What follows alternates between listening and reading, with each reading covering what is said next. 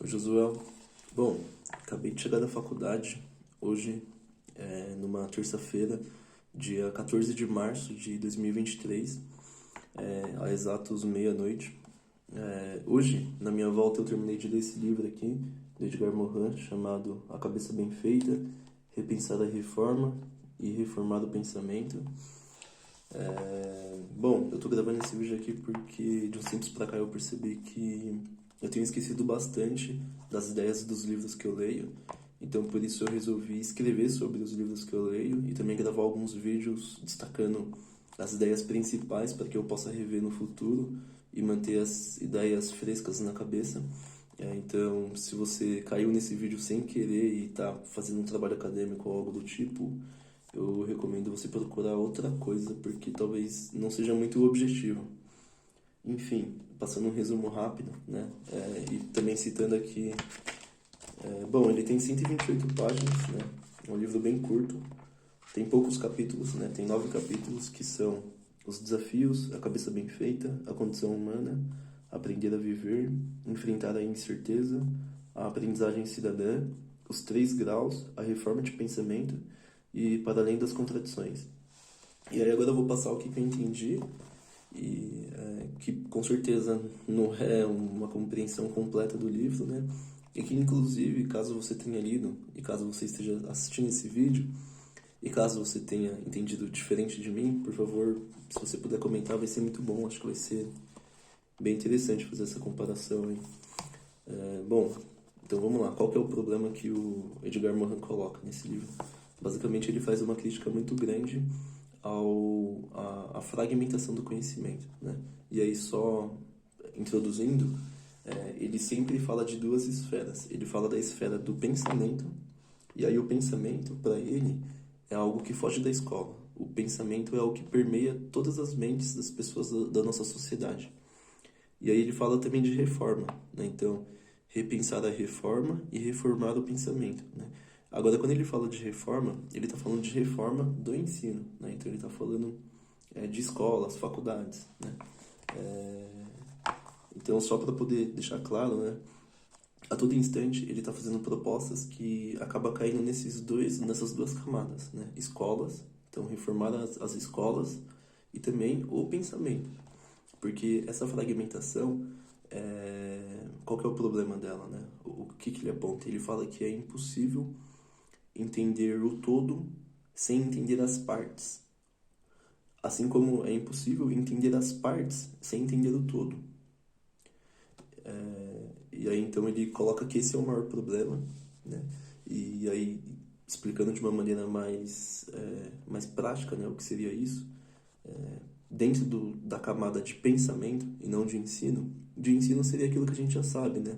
As matérias são separadas e os problemas reais que a gente encontra na vida não são um problema puramente de física ou puramente de sociologia. São problemas complexos e transdisciplinares, né? Então, essa é a camada do ensino. Aí, na camada do pensamento, a gente poderia trazer um exemplo mais ou menos assim. Vamos supor que um aluno que tem mau desempenho escolar seja taxado ou resumido como alguém que tem um desvio de caráter apenas, né? Então, essa conclusão é uma conclusão que a fragmentação do pensamento nos leva a ter, né?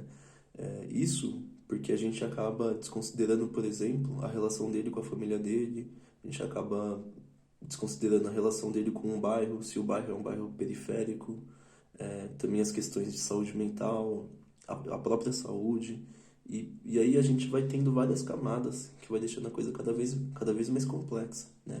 Esse aluno de mau desempenho, ele tem uma relação com o bairro, que tem uma relação com a cidade, que tem uma relação com o estado, e até o país, né? A gente pode pensar que se o país foi um país colonizador ou um país colonizado, isso também é algo que vai dizer muito sobre o desempenho desses alunos, né? Então aí essa é a camada do pensamento, né? Então existe esse problema que é o problema da fragmentação que perpassa por essas duas camadas, tanto dentro das escolas com a fragmentação do conhecimento em matérias, né? quanto na camada do pensamento, que é esse modo mais simplista de pensar, sempre reduzindo as coisas e inclusive com uma tendência muito grande de culpabilizar o indivíduo, né?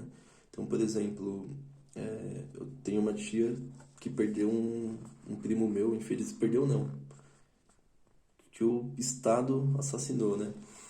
E, bom, minha tia, infelizmente, a gente, assim, a nossa família, na época, a gente não conseguiu entender que aquilo foi uma violência de Estado, sabe?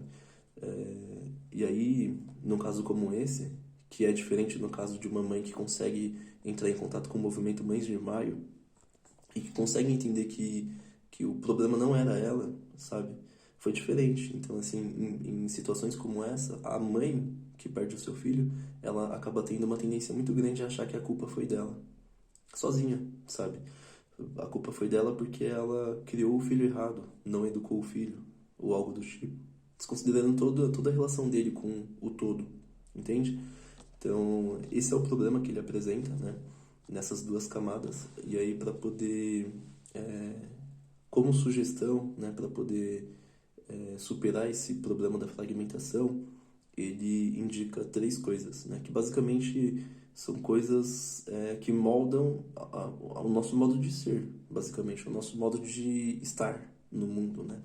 Que são uma introdução à lucidez, uma introdução à nosfera e o conhecimento da condição humana.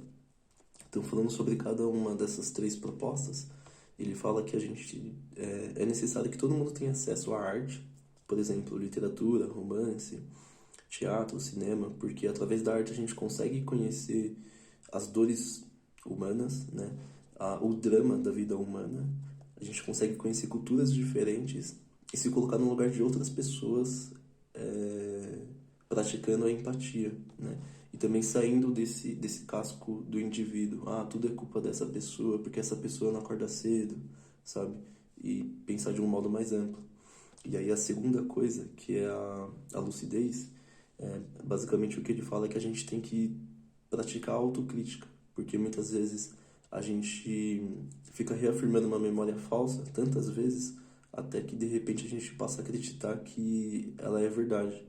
E aí a gente pode usar ela como dentro de um argumento que a gente considera verdadeiro, sabe? Então, é a gente mentindo pra gente mesmo.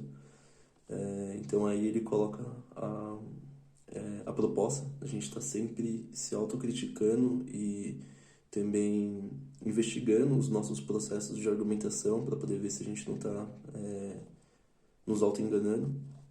E aí a introdução à noosfera basicamente é ter uma clareza, uma separação entre o mundo das ideias e o mundo real, né? Então sempre está se perguntando também e criando barreiras claras entre o mundo real e o mundo das ideias, para que a gente não acredite, por exemplo, em teorias da conspiração, que também são coisas muito simplistas e reducionistas, né? Que segue esse caminho aí da fragmentação. E aí, então essas são as três coisas que ele propõe, né? Pra gente, como pessoas, né? E dentro da camada do pensamento, para que a gente consiga superar o pensamento simplista. E aí, dentro do ensino, ele propõe a utilização de alguns temas que são naturalmente transdisciplinares. Por exemplo, o estudo da cosmologia. Sempre vai ser algo que vai envolver matemática, física, biologia, um monte de matérias ao mesmo tempo. Então ele propõe coisas desse tipo para a gente alcançar uma educação que seja mais transdisciplinar. E aí uma outra coisa que ele coloca que eu achei bem interessante é uma crítica ao Estado-nação, porque esse nosso hábito, essa nossa tendência de fragmentar as coisas é tão grande que em algum momento a gente criou os Estados-nações, que são os países, né? E aí os cidadãos, eles começam a se considerar, começam a ter amor pela pátria, né? E a justificar, por exemplo, guerras e competição entre as nações, né? E aí ele fala que isso também é um problema muito grande, porque muitos problemas planetários precisam ser resolvidos num grau planetário também, e não por nação, né? Então eu achei bem interessante também essa crítica, essa colocação dele. Bom, basicamente foi isso que eu entendi, e é isso aí.